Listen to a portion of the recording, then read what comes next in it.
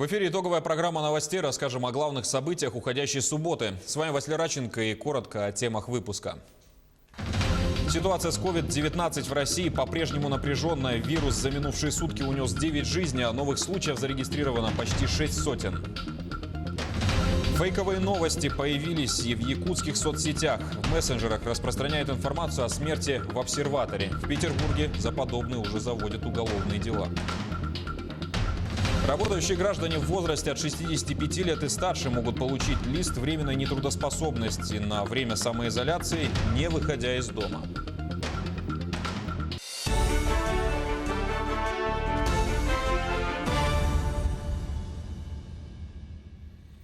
Начнем выпуск с хорошей новости. Из якутской клинической больницы выписали еще 2 человек, которых вылечили от коронавирусной инфекции. Об этом в своем твиттер написал глава региона Айсен Николаев. Таким образом, теперь 6 человек вылечены от коронавирусной инфекции, 9 остаются под наблюдением врачей якутской клинической больницы. Картина в целом по России, к сожалению, не такая радужная. За сутки от COVID-19 умерли 9 человек. Новых заражений зарегистрировано 585. Выздоровели 52 человека. Всего по стране на данный момент зафиксировано 4731 случай заболевания COVID-19. Из них 43 с летальным исходом. Удалось вылечить 333 пациента. Вернемся к ситуации в Якутии. Айсен Николаев рассказал о помощи, которую оказывают региональные компании и конкретные лица. Глава отметил группу компаний «Сите», которые передали несколько тысяч защитных костюмов для нужд здравоохранения региона. Также Айсен Николаев рассказал, что генеральный директор компании «Алроса» Сергей Иванов продал половину принадлежащих ему лично акций компании «Алмазного гиганта». И свыше 18,5 миллионов рублей сейчас направляет на решение задач по оснащению учреждений Мирнинского района. Это закупка медикаментов, средств индивидуальной защиты и медицинского оборудования. Хорошо то, что продолжается акция помощи нашим медицинским учреждениям со стороны крупных компаний. Хочу отметить и группу компаний «Сите», которые несколько тысяч защитных костюмов передали тоже для нужд здравоохранения республики. Ну и, конечно же, особо хочу отметить генерального директора компании «Алроса» Сергея Иванова, который продал половину принадлежащих ему лично акции компании «Алроса» и свыше 18,5 миллионов рублей сейчас направляет на решение задач по оснащению учреждений Мирнинского района, оснащению как раз закуп медикаментов, средств индивидуальной защиты, медицинское оборудование. Это очень такой, знаете, тоже очень хороший шаг. Уверен, что и в дальнейшем крупнейшие компании, работающие на территории Якутии, будут помогать нашим учреждениям здравоохранения, нашим медикам, которые сегодня, еще раз говорю, ведут реальную борьбу с коронавирусной инфекцией.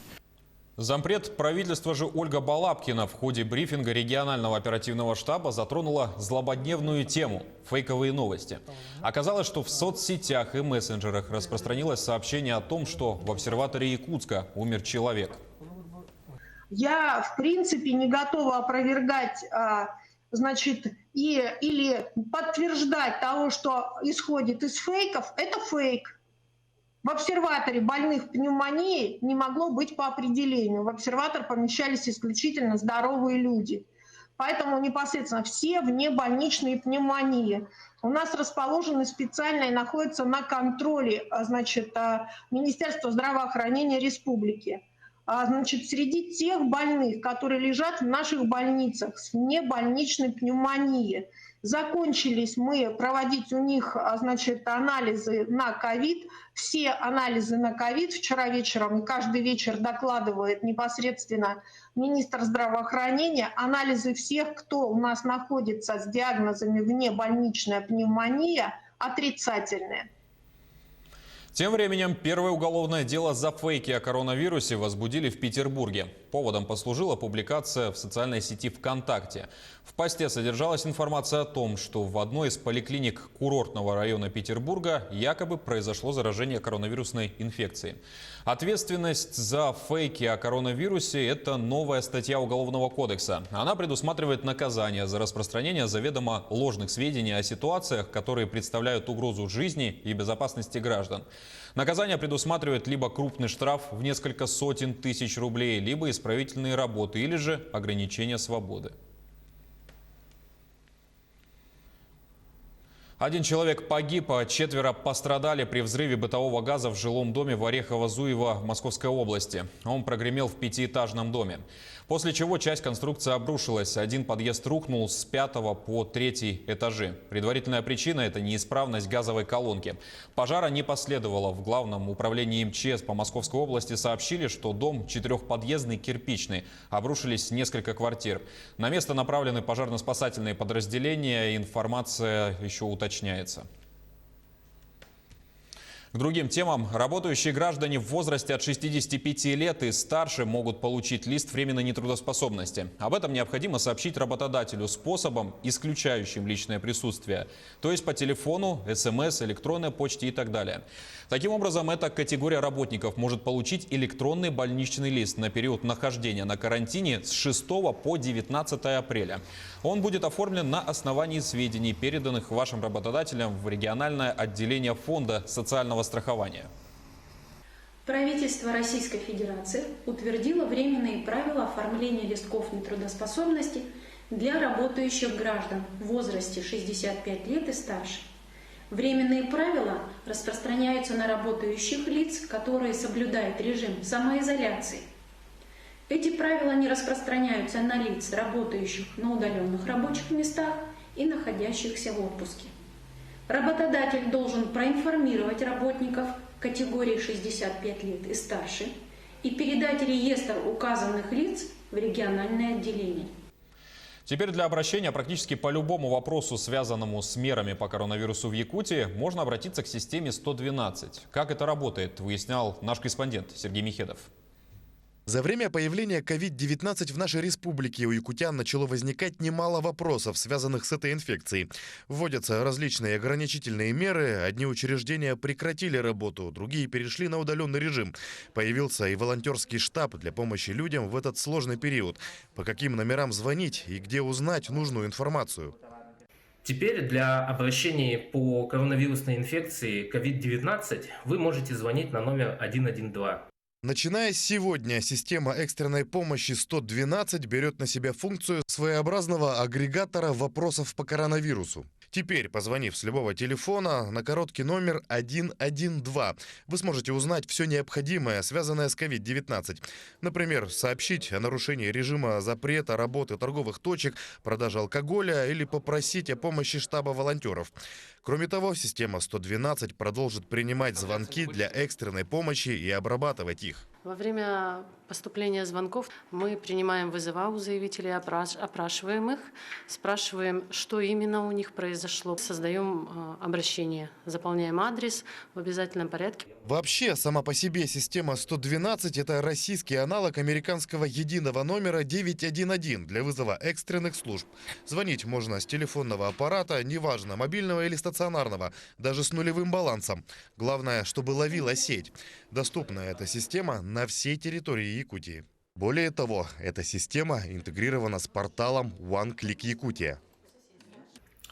Суть интеграции состоит в том, что ответы на поступившие вызовы будут отслеживаться через портал One Click Якутия, на котором они будут переданы ответственным службам, органам местного самоуправления, органам государственной власти, их подведомственным учреждениям, управляющим компаниям. Пользователи смогут отслеживать статус выполненной заявки на портале One Click Якутия.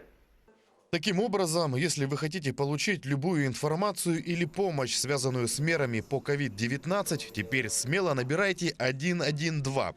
Вашу заявку примут и передадут в соответствующую инстанцию.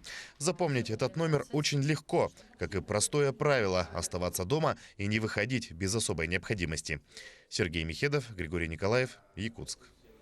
Обсерваторы в каждом наследии организовали в Оленёкском районе. Общая вместимость составила 90 мест. Также в селе Оленёк организован изолятор на 10 мест для людей, у которых выявится коронавирусная инфекция. Работают и в направлении дезинфекции. Как рассказал глава района, ее ведут в многоквартирных домах регулярно. Школы у нас начинают работать с понедельника в дистанционном режиме. В детских садах у нас организована в селе Оленёк дежурная группа. 6 апреля мы также начинаем развозить нашим пенсионерам по домам пенсию. Выделяется муниципальный автотранспорт. Для субъектов малого и среднего бизнеса решением представительного органа уменьшен коэффициент К2 по единому налогу на вмененный доход до 1%. Также обнулена ставка земельного налога для юридических лиц и предпринимателей. В режиме повышенной готовности находится и якутская ГРЭС. На местах остается весь персонал и оборудование, чтобы обеспечивать круглосуточную подачу тепла и света. На станции усилены меры по защите здоровья персонала. Как в таких условиях проходит дежурство, узнавал Юрий Осипов. Энергетики относятся к жизнеобеспечивающим службам, а потому, несмотря на сложную эпидемиологическую ситуацию, они продолжают выполнять свою работу в штатном режиме, чтобы у жителей Якутска всегда были тепло и свет. В полном объеме обеспечиваем оперативное обслуживание энергоустановок в смене. У нас определены ремонтные бригады на случай выполнения каких-то аварийных ремонтов. Каждая смена работает по 12 часов.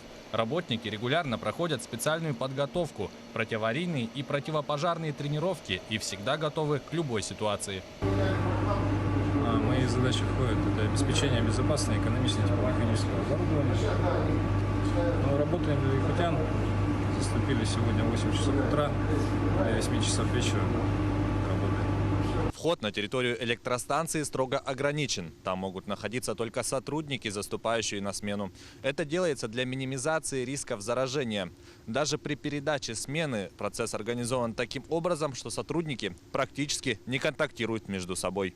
На станции усилены меры по защите здоровья персонала. Ежедневно медик при входе измеряет температуру тела каждого входящего на территорию станции. И 3 раза в течение рабочего дня. Это позволяет держать ситуацию под контролем. В целях безопасности и профилактики вирусных заболеваний на станции постоянно проводятся беседы с персоналом, постоянно обработка идет санитарная.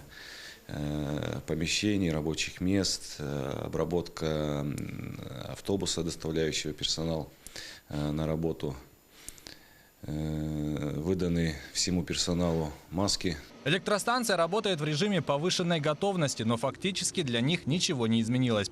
От работников ГРЭС по-прежнему зависит своевременное получение тепла и света.